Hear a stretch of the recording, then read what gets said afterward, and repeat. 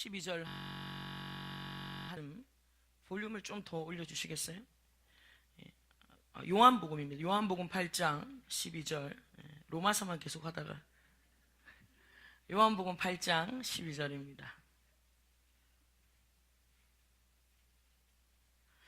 요한복음 8장 12절 158페이지입니다. 우리 같이 한 절을 우리 함께 읽겠습니다. 예수께서 또 말씀하여 이르시되 나는 세상의 빛이니 나를 따르는 자는 어둠에 다니지 아니하고 생명의 빛을 얻으리라. 아멘. 오늘도 주님 전에 오신 여러분들 주님의 이름으로 환영합니다. 우리 앞뒤 좌우 바라보시면서 한번 축복하실까요? 주님의 이름으로 환영합니다. 할렐루야. 추워진 날씨 속에 여러분 감기 조심하시고 또 건강 유의하시기 바랍니다. 오늘 계속해서 우리 요한복음의 말씀을 나눕니다. 이 요한복음은 이 복음서 중에 네 번째 제4복음서라고 얘기를 합니다. 그리고 다른 공간복음, 마태, 마가, 누가, 요한을 공간복음이라고 한다면 이 요한복음은 제4복음서다. 아주 특별한 내용, 특이한 내용들이 다른 복음서에 비해서 많이 담겨져 있습니다.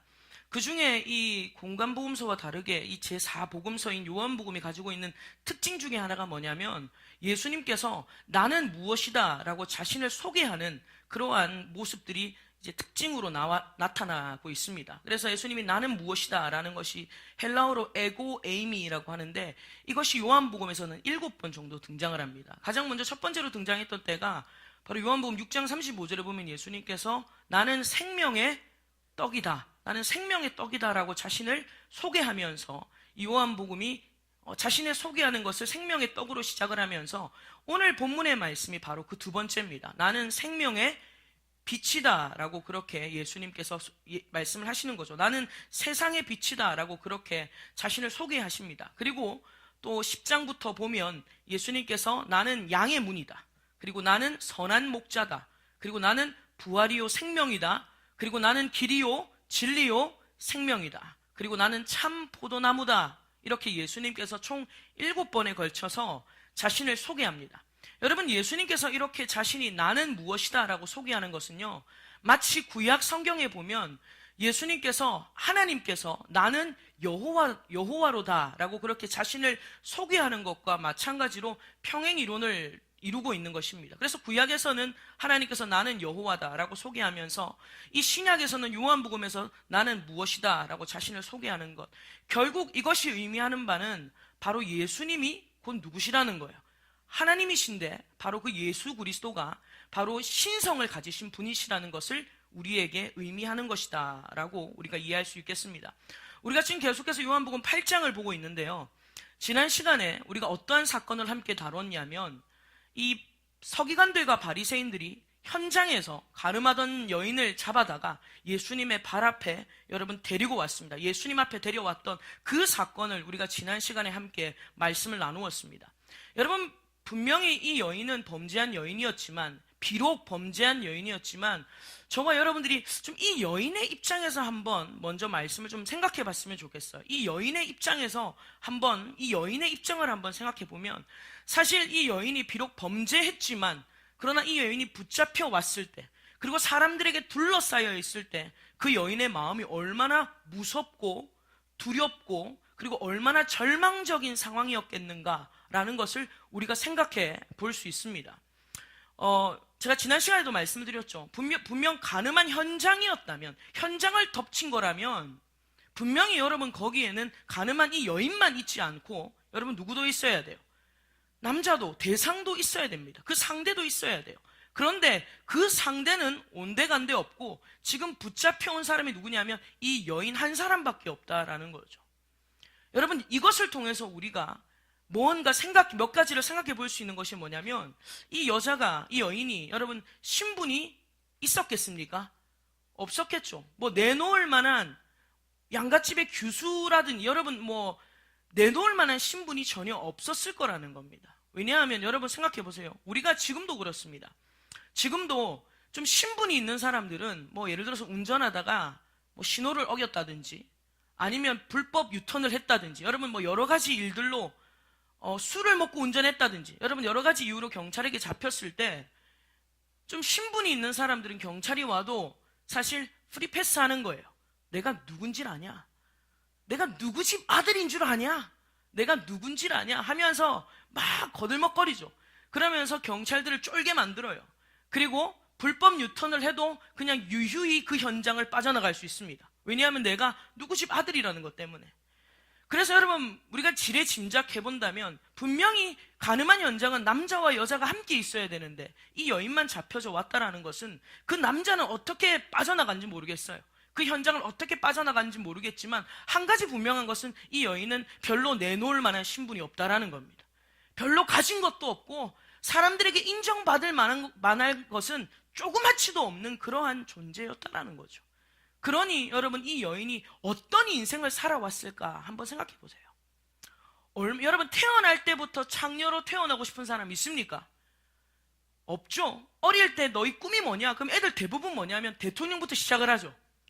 의사, 판사, 변호사, 대통령 하면서 꿈이 얼마나 높은지 몰라. 근데 그 꿈이 갈수록 줄어들어서 문제예요. 처음엔 대통령이었는데 이제 갈수록 그 꿈이 굉장히 소시민적인 꿈이 됩니다. 현실적인 꿈이 되는 거예요. 근데 어쨌든 태어날 때부터 내가 창녀로 태어나야지, 나 몸 팔면서 살아야지, 그렇게 생각하는 사람이 있겠냐라는 거예요. 이 여인을 그토록 창녀로 그리고 몸 파는 삶으로 몰아붙인 환경 무엇이겠냐는 거예요. 바로 가난이라는 겁니다. 얼마나 가난하고 힘들었으면 이 여인이 자신의 몸을 팔아서 그냥 자신의 삶을 아무렇지 않게 내버려두는, 내팽개치는, 될 대로 되라는 식으로 자신의 삶을 그냥 내던져버리는 인생이 되었겠냐라는 거예요. 그러니까 이 여인이 살아오면서 얼마나 절망스러운 상황 가운데 이 여인이 삶을 살았겠냐라는 겁니다. 그런데 지금 이 현장은요, 사실 자기가 지금까지 살아왔던 절망적인 상황보다 훨씬 더 절망적인, 결국 이 사망의 절망, 죽음의 절망 앞에 이 여인이 지금 내몰려져 있다라는 것입니다. 여러분, 이처럼 아무도 구원해 줄 수 없는 이 절망적인 상황 앞에 이 여인이 내던져졌는데, 그런데 이 여인 앞에 지금 누가 서 계셨는가 하면 바로 예수님이 서 계셨다라는 겁니다.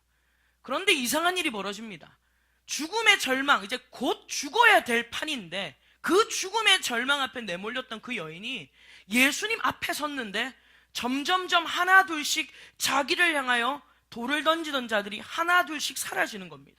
죽음의 절망이 하나 둘씩 벗겨지는 겁니다. 그리고 9절을 보십시오. 9절에 보면 이런 말씀이 있습니다.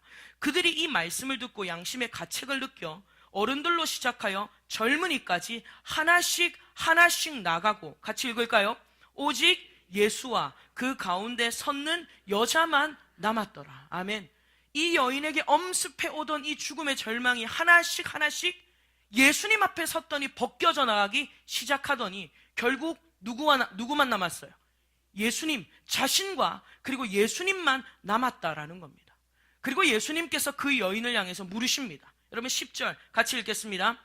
예수께서 일어나사 여자 외에 아무도 없는 것을 보시고 이르시되 여자여, 너를 고발하던 그들이 어디 있느냐? 너를 정죄한 자가 없느냐? 아멘. 예수님께서 이제 그 여인을 향해서 뭐라고 말씀하시냐면, 자 봐라, 너를 죽음의 절망에 빠뜨리고 하려고 하는 자들이 이제 어디 있느냐? 너를 고발하려고 하는 자들, 그 많던 자들, 그 많은 문제가 어디 있더냐?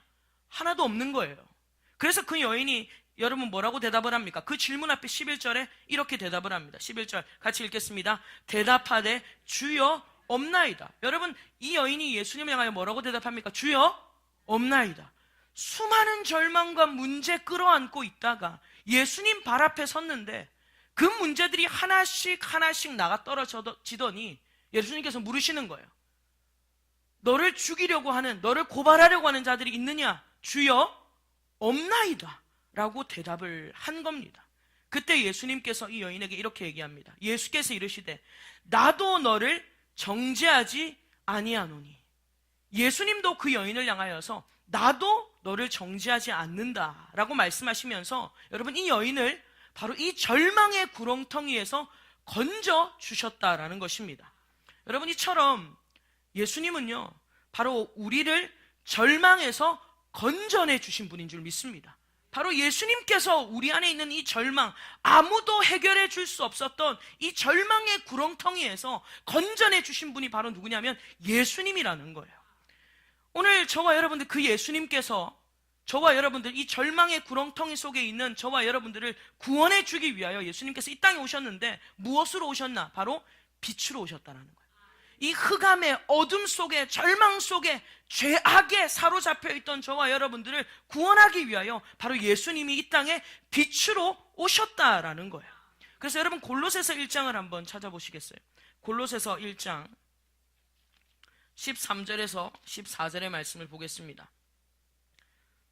골로새서 1장 13절에서 14절의 말씀, 제가 가진 성경 324페이지입니다. 같이 두 절 읽겠습니다. 그가 우리를 흑암의 권세에서 건져내사 그의 사랑의 아들의 나라로 옮기셨으니 그 아들 안에서 우리가 속량 곧 죄 사함을 얻었도다. 아멘. 할렐루야. 오늘 예수님께서 이 땅에 오신 이유가 뭐냐면 우리를 흑암의 권세에서 건져내 주시려고, 흑암의 권세에서, 절망의 구렁텅이에서, 죽음의 절망에서 우리를 건져주시려고 예수님이 이 땅에 오셨는데, 바로 그 예수님께서 빛으로 오셔서 우리를 흑암의 권세에서 건져내 주셨고 그의 사랑의 아들의 나라로 우리를 옮겨주신 줄 믿습니다. 여러분, 지금도 예수님은요, 절망의 구렁텅이에 있는 영혼들을 구원하기를 원하시는 줄 믿습니다. 지금도 마찬가지예요. 지금도 이곳에뿐만 아니라 여러분, 지금도 세상에서 어떤 곳에서 절망 가운데 인생의 빛을 보지 못해서 허우적대고 절망하고 있는 자들을 주님은 지금도 구원하기를 원하신다라는 거예요. 그래서 저와 여러분들, 우리의 이 절망의 무게가 얼마나 무거운지, 우리의 이 절망의 무게가 얼마나 무거운지, 우리가 그 무게에 짓눌려서 살아가지만, 그러나 예수 앞에 나아오는 자에게 그 절망의 무게가 줄어들 뿐만 아니라 그 절망의 무게가 사라지고 오늘 저와 여러분들 생명의 빛을 얻는 역사가 일어날 줄 믿습니다. 여러분, 이분이 바로 예수님이라는 거예요. 저와 여러분들이 믿습니다라고 말하는 그 대상이라는 겁니다. 여러분, 이것을 잊으시면 안 돼요. 내가 믿는 예수가 바로 우리를 흑암에서 건져주시는 분이시다. 우리의 삶의 절망 가운데서 우리를 건져주시는 분이시다라는 거예요. 그리고 그분이 우리를 언제 구원하셨냐면요, 바로 우리가 연약할 때, 우리가 죄인일 때, 그리고 우리가 원수였을 때 주님께서 우리를 구원하신 줄 믿습니다. 그런데 여러분, 예수님께서는요, 거기서 끝나지 않았다라는 거예요. 이 여인을 향하여서 뭐라고 말씀하시냐면요, 오늘 본문 11절에 보면요, 예수님께서 나도 너를 정죄하지 않는다 라고 말씀을 하시면서 11절 하반절에 이렇게 말씀을 하십니다. 가서 다시는 죄를 범하지 말라. 따라합시다. 가서 다시는 죄를 범하지 말라. 예수님의 대답은, 예수님께서 나도 너를 정죄하지 않는다. 우리는 여기까지가 참 감사한 일이고 여기까지가 구원이라고 생각해요. 하나님께서 나를 구원해 주셨기 때문에, 우리 지난 주일 저녁에 배웠던 것처럼 생명의 성령의 법이 우리를 죄와 사망의 법에서 건져주셨기 때문에 아무도 우리를 정죄할 수 없어요. 여러분, 믿으십니까? 우리가 하나님의 자녀가 된 것은요, 아무도 우리를 정죄할 수 없어요. 그런데 구원은 거기까지가 끝이 아니라는 겁니다.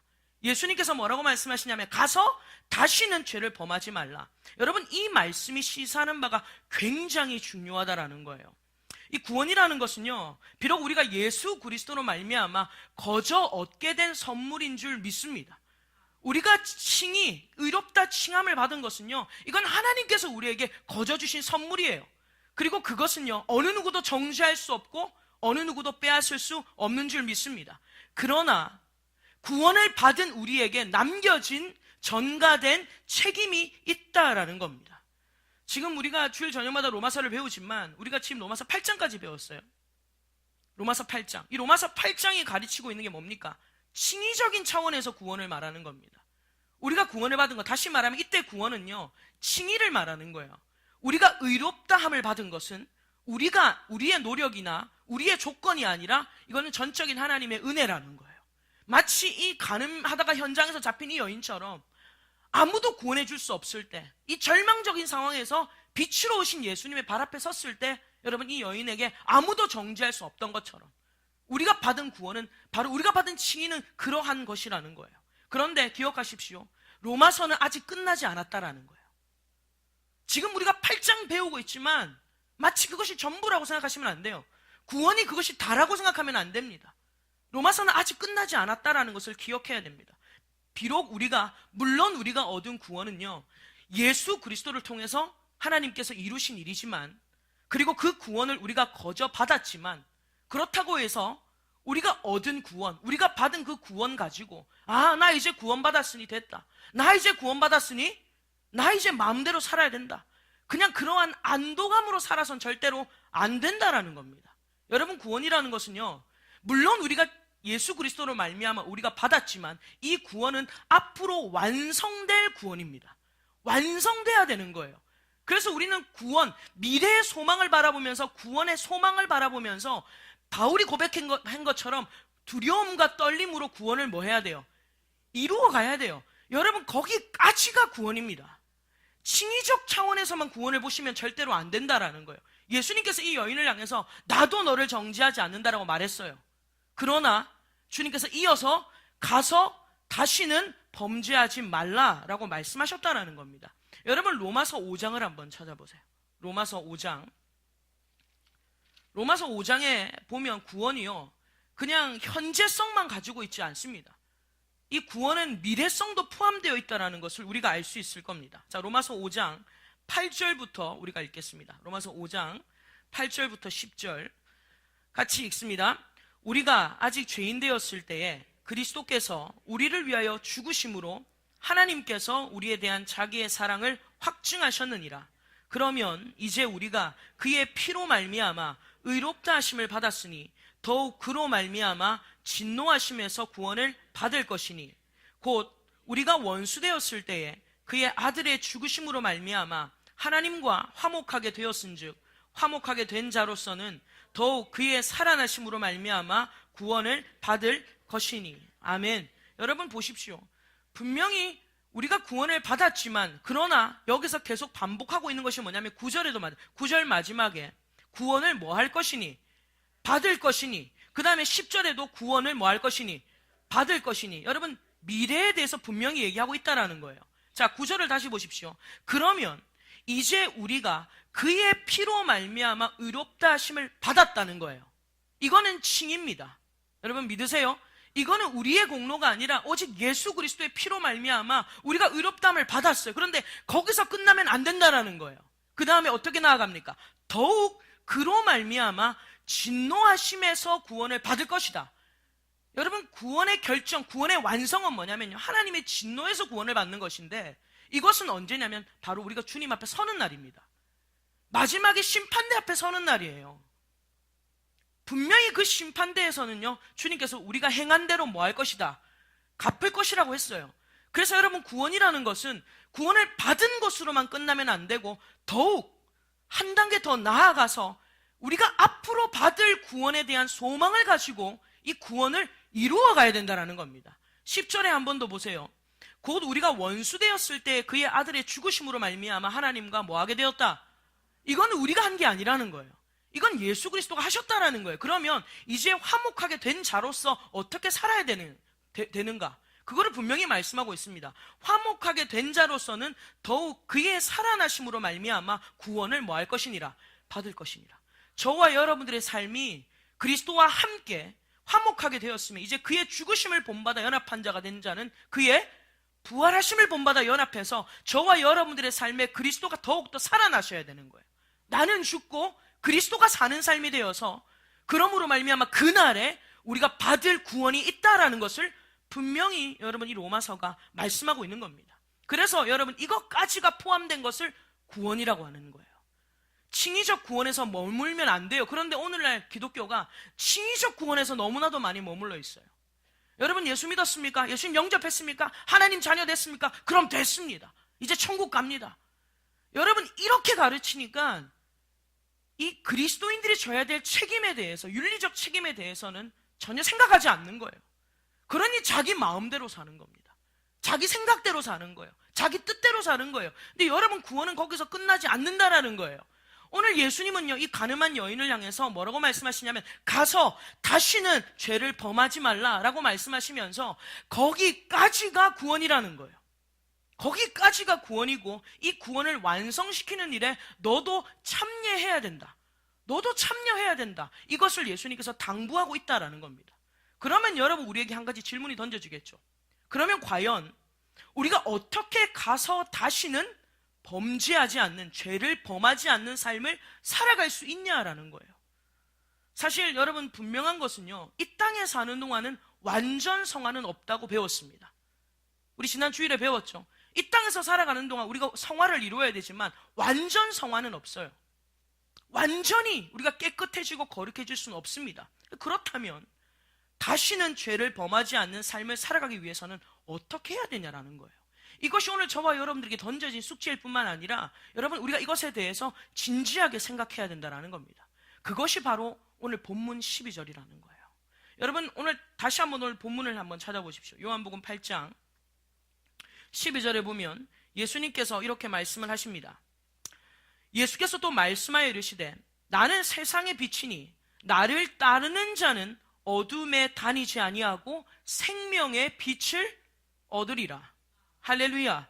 같이 한번 읽어볼까요? 나는 세상의 빛이니, 시작. 나는 세상의 빛이니 나를 따르는 자는 어둠에 다니지 아니하고 생명의 빛을 얻으리라. 아멘. 여러분, 이 말씀이 바로 해답이라는 거예요. 우리가 어떻게 가서 다시 죄를 범하지 않을 수 있을까? 여러분, 그것에 대한 해답을 주시는 겁니다. 내가 세상의 빛이다. 나를 따르는 자는 어둠에 다니지 않고 생명의 빛을 얻으리라.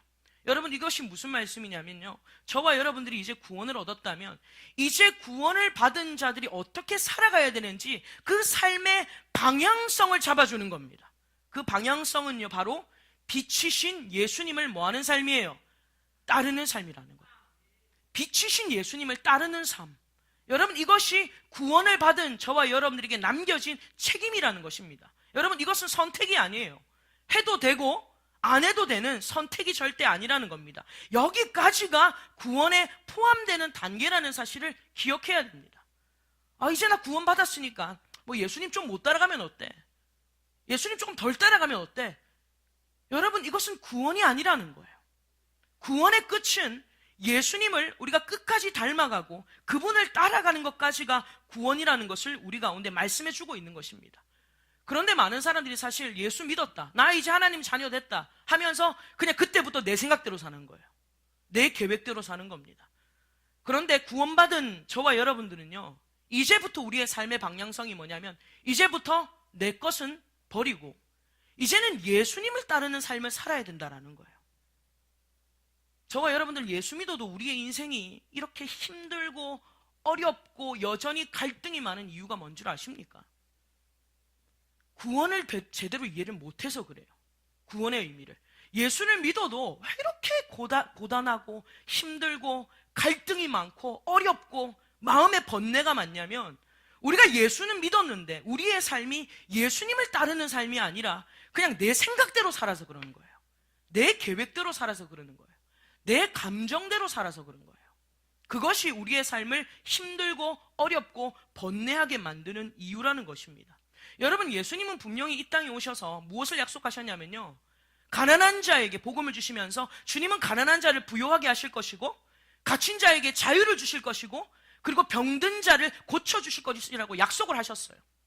그래서 예수님께 나오는 자들은요, 정말 부유해지고 그리고 자유해지고 그리고 저들이 건강을 얻었다라는 겁니다. 그런데 문제는 뭐냐면요, 사람들이 부유해지고 건강해지고 자유를 얻으니까 그 자유를 가지고 무슨 기회를 삼아요? 육체의 기회를 삼는 겁니다. 예수 믿고 주님이 주님 저 형편 좀 낫게 해주시면, 형편만 좀 낫게 해주십시오, 매달려서 기도해요. 그래서 하나님께서 형편을 열어주셨어요. 돈도 주시고 명예도 주시고 질병도 낫게 해주셔서 건강을 주셨어요. 그런데 사람들이 그것을 가지고 하나님의 영광을 위해서 사는 게 아니라 자신을 위해서 사는 겁니다.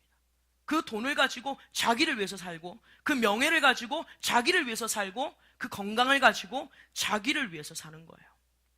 오늘 예수님께서 이 땅에 오셔서 우리를 죄에서, 가난에서, 고통에서, 질병에서 건져주시는 이유는요, 이제부터 너희가 받은 것으로 하나님께 영광 돌리라고. 주님께서 그것이 우리를 구원하신 목적이라는 거예요. 여러분, 에베소서 1장을 한번 찾아보세요. 에베소서 1장. 못 믿으시는 것 같아가지고 제가 증거를 좀 대드릴게요. 에베소서 1장. 자, 3절부터 보겠습니다. 3절부터 5절을 먼저 읽을까요? 에베소서 1장 3절에서 5절 같이 읽습니다. 찬송하리로다. 하나님 곧 우리 주 예수 그리스도의 아버지께서 그리스도 안에서 하늘에 속한 모든 신령한 복을 우리에게 주시되 곧 창세 전에 그리스도 안에서 우리를 택하사 우리로 사랑 안에서 그 앞에 거룩하고 흠이 없게 하시려고 그 기쁘신 뜻대로 우리를 예정하사 예수 그리스도로 말미암아 자기의 아들들이 되게 하셨으니. 아멘. 여러분, 만세 전에, 창세 전에 우리를 선택하셨고요. 그리고 우리를 예수 그리스도로 말미암아 아들이 되게 하신 줄 믿습니다. 근데 그 목적이 뭐냐는 거예요. 목적이 뭐냐? 6절을 보십시오. 같이 읽습니다. 이는 그가 사랑하시는 자 안에서 우리에게 거저 주시는 바 그의 은혜의 영광을 찬송하게 하려는 것이라. 아멘. 할렐루야.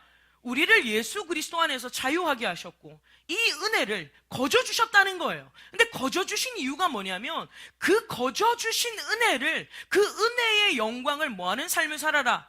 찬송하는 삶을 살아라. 이제부터 너희에게 준 것은 그것으로 주님께 영광 돌리고 너희에게 거저 준 것으로 하나님 앞에 찬송하는 삶을 살라고 우리에게 그 은혜를 주셨다는 거예요. 그 구원을 주셨다라고 우리 가운데 말씀하고 있는 것이고 이게 구원의 목적이라는 거예요.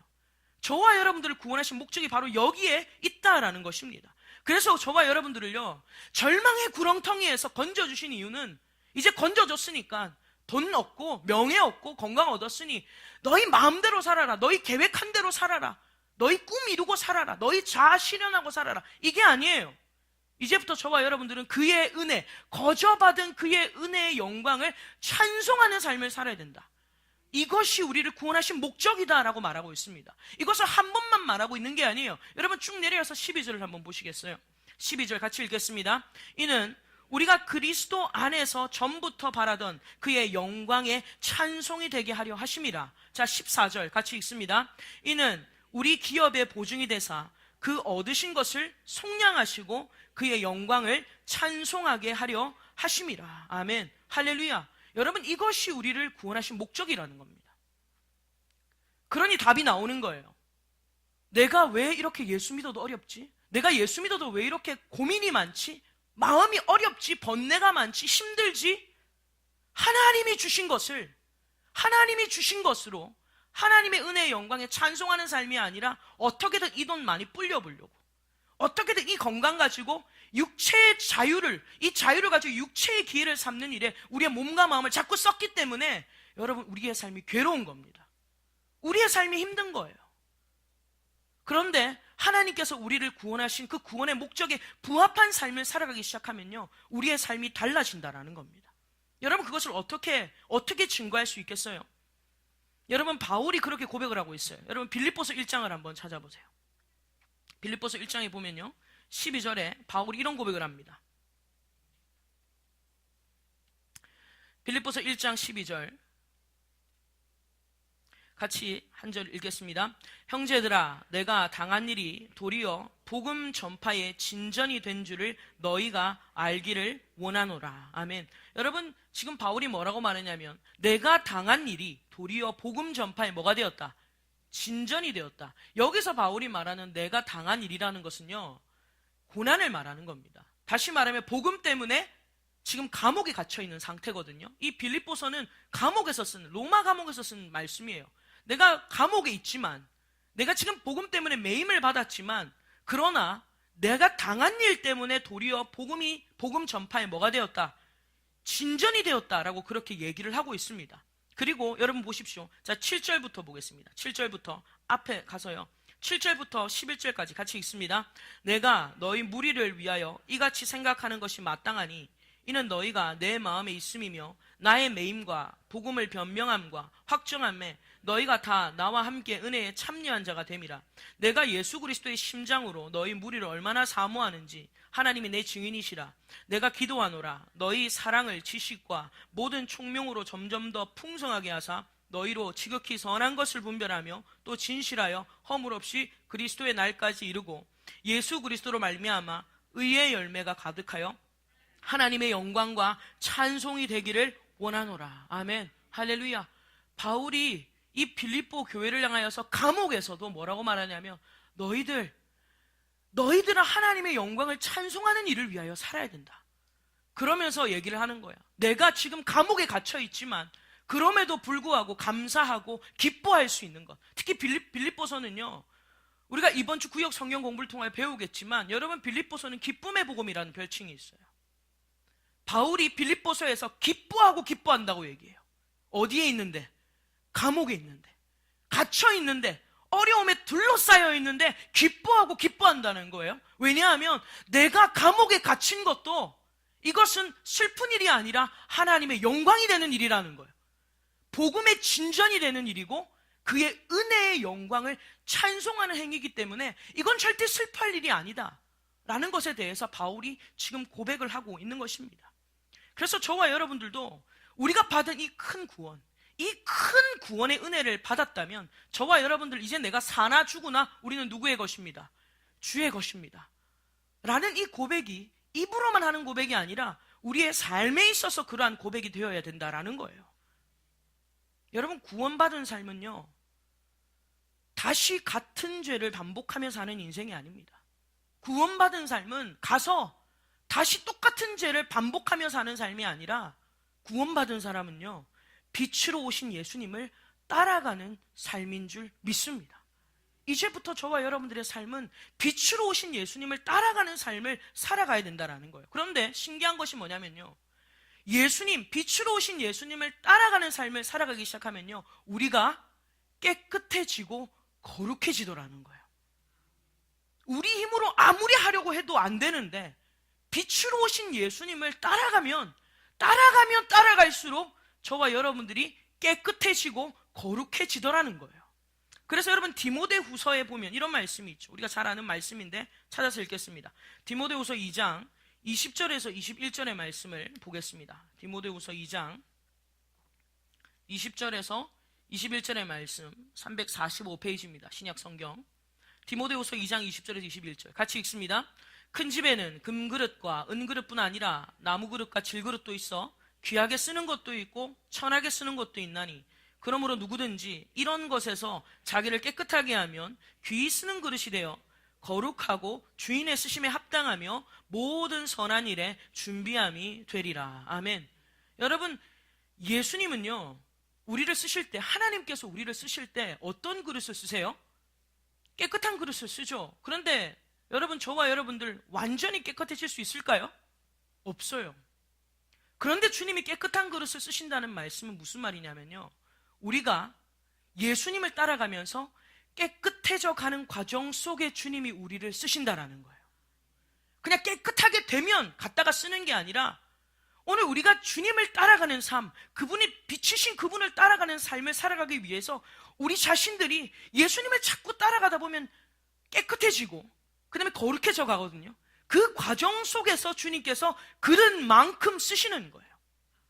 그러니 처음에는 우리가 많이 깨끗해지지 않기 때문에 쓰시는 그릇이 분량이 작아도요, 그래도 우리가 계속해서 예수님을 따라가면서 우리 자신들을 깨끗하고 거룩하게 가면요, 나중에는 하나님께서 큰 영향력을 발휘하게 하시는 줄 믿습니다. 이것이 하나님의 역사하심이라는 거예요. 여러분, 지금 TV나 아니면 책이나 이렇게 굉장히 큰 영향력을 발휘하시는 분들을 한번 보십시오. 영적으로 굉장히 큰 영향력을 발휘하시는 분들은요, 처음부터 그런 영향력을 타고났습니까? 절대로 그렇지 않다라는 거예요. 얼마나 힘들고 어려운 훈련을 통해서, 단련을 통해서, 그러나 그 과정을 통해서 결국 하나님을 닮아가는, 예수님을 닮아가니 그 영향력이 점점 더 커졌다는 거예요. 오늘 우리도 마찬가지예요.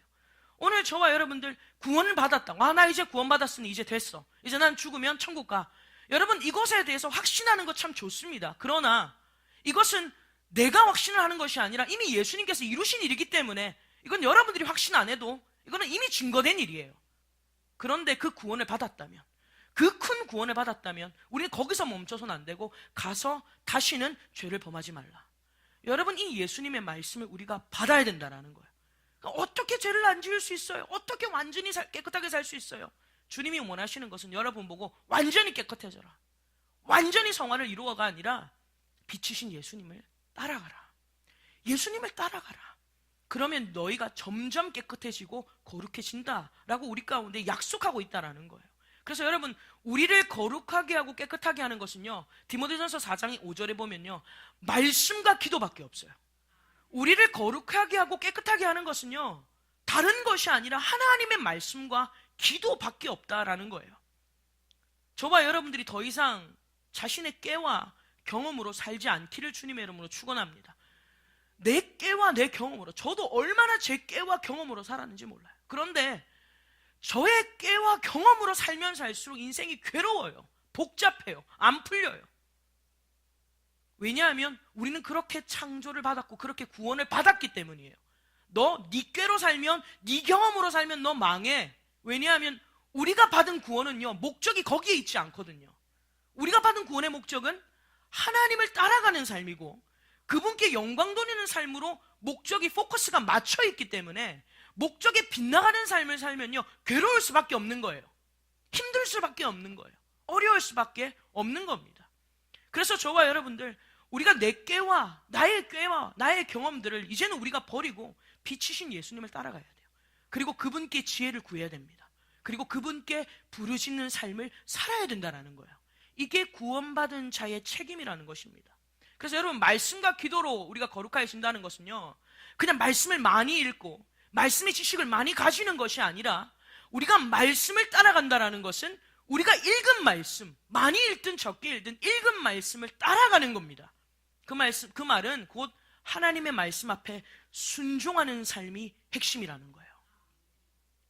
말씀에 얼만큼 순종하느냐가 하나님의 역사를 일구어낸다는 거예요. 그래서 성경은 순종의 책이에요. 순종한 자들을 통하여서 이해되지 않고 말 같지도 않은 일을 하나님께서 버리셔도 하나님의 말씀이라고 믿고 순종하는 자를 통하여 하나님께서 그 시대 가운데 일하셨다라는 거예요. 수많은 사람들이 있었을 거 아니에요, 세상에 살아가면서. 그런데 아브라함을 통해서, 이삭을 통해서, 야곱을 통해서, 요셉을 통해서, 모세를 통해서, 다윗을 통해서 주님이 일하신 이유가 뭐겠습니까? 말 같지도 않은 일들을 하나님께서 일으키신다고 해도 순종한 자를 통하여 하나님이 역사하셨다라는 거예요. 오늘 이 하나님의 역사의 계보에 저와 여러분들은 순종할 때에 그 계보를 이어갈 수 있는 거예요. 하나님의 역사는요, 말도 안 되는 기적이 너무 많아요. 인간적으로 생각하면 말도 안 되는 일들이 너무 많아요. 그러나 하나님은 말씀에 순종하는 자들을 찾으신다라는 겁니다. 그래서 여러분, 우리 신앙의 핵심은요, 신앙의 힘은 어디에 있냐면 말씀에 순종할 때. 그래서 우리가 순종하는 만큼 하나님께서 길을 여시는 거예요. 길을 이만큼 열어놓고 하는 게 아니라 순종하면 여시고, 순종하면 여시고. 저는 제 삶에서 이걸 얼마나 많이 경험한지 몰라요, 지금까지. 하나님께서 처음부터 너는 내가 이만큼 키울 거야, 이게 아니에요, 여러분. 하나님께서는 우리가 우리 삶 속에서 순종하는 만큼 길을 여시는 거예요. 그래서 순종하는 자가 복된 자고, 순종하는 자의 삶은 하나님께서 여시는 겁니다. 그래서 말씀이 나를 깨끗하게 한다는 것은요, 그냥 말씀을 많이 읽으면 깨끗해지는 게 아니라, 성경을 많이 읽으면 깨끗해지는 것이 아니라, 지식을 많이 가지면 깨끗해지는 게 아니라, 말씀에 순종하면 깨끗해지는 거예요. 말씀에 순종하면 거룩해지는 거예요. 그리고 뭐 해야 돼요? 기도해야 돼요. 어떻게 기도해야 돼요? 우리의 힘으로 안 되니까 주님 지혜 주세요. 주님 힘 주세요. 주님 이길 능력 주세요. 주님 앞에 매달려서 기도해야 되는 거예요. 여러분, 우리 하나님은 어떤 분이십니까? 우리 하나님은요, 우리에게 세상에 이길 힘을 주시는 분이세요. 우리가 지혜 없을 때 지혜 주시는 분이에요. 오늘 그 하나님이 우리 하나님이세요. 그래서 여러분, 안 되면 하나님 앞에 지혜 달라고 기도하십시오. 하나님, 저는 도무지 이 문제를 해결할 능력이 없어요. 하나님 지혜 주세요. 저도 이런 경험을 얼마나 많이 했는지 몰라요.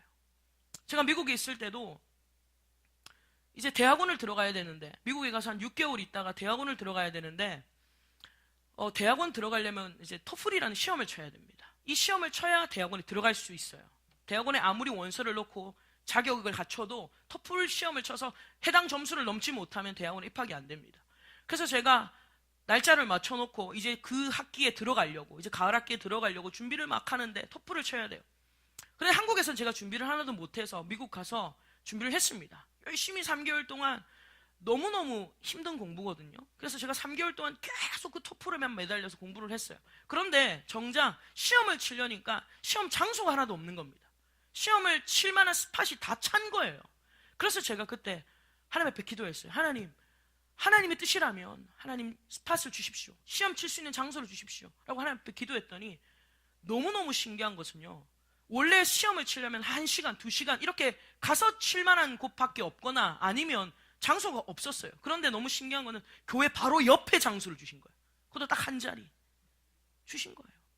그래서 가서 시험을 치고 감사하게도 시험이 합격이 돼서 대학원에 들어간 겁니다. 여러분, 하나님께서 우리가 주님 앞에 구하면, 주님 앞에 간구하면 우리 하나님, 우리가 부족한 것 아시기 때문에 하나님 이거 이길 힘 주세요. 나 이 유혹 못 이겨요. 그럼 하나님 힘 주십니다. 하나님 저 지혜가 없어요. 그럼 하나님 지혜 주시는 분이에요. 분명히 성경에 약속하셨잖아요. 주님은 꾸짖지 않는다고. 지혜 없다고. 에이구, 이 망나니야, 이 지혜도 없는 녀석아, 머리 쥐어박지 않아요. 우리는 애들 뭐 모르면 쥐어박잖아요. 모른다고. 근데 우리 주님은 꾸짖지 아니하시고 주시되 후히 주신다는 거예요.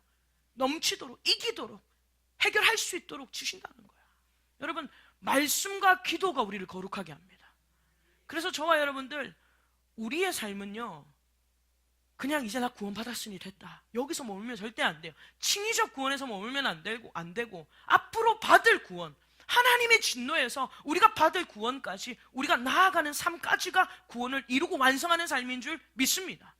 이것을 모르면요, 이것을 모르기 때문에 오늘날 기독교가 사실 한 번 구원, 영원한 구원, 그래서 그냥 이제 구원받았으니 됐다 하고 그냥 막 사는 거예요. 근데 여러분 기억하십시오. 주님 분명히 저와 여러분들을 구원하실 때 칭의적 구원은 아무도 우리를 정죄 못해요. 그러나 그것이 끝이 아니라 가서 다시는 죄를 범하지 마라. 여러분, 이 말씀이 저와 여러분에게 거룩한 부담으로 받아지기를 주님의 이름으로 축원합니다. 그렇게 살도록 구원을 하신 거예요. 그렇게 살라고, 원래 그렇게 살라고 목적을 두고 구원을 하신 겁니다.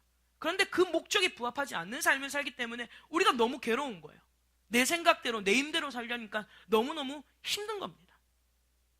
그래서 저와 여러분들, 앞으로 우리의 삶은요, 이제 구원받은 저와 여러분들의 삶은 그의 은혜를 찬송하는 삶, 그리고 그의 영광을, 주님께 영광을 돌리는 삶. 여러분, 이러한 삶을 살기 위해서 저와 여러분들이 말씀과 기도로 거룩해져야 돼요. 말씀과 기도로 깨끗해져야 돼요. 이것 말고는 다른 방법이 없어요. 아무리 노력하고 아무리 애써도 말씀과 기도 외에는 다른 방법이 없어요. 그래서 말씀은요, 중요한 것은 말씀에 순종하는 것이고, 그리고 기도는 우리가 순종하기 위하여 부족한 여러 가지 지혜와 능력을 하나님 앞에 구하는 겁니다.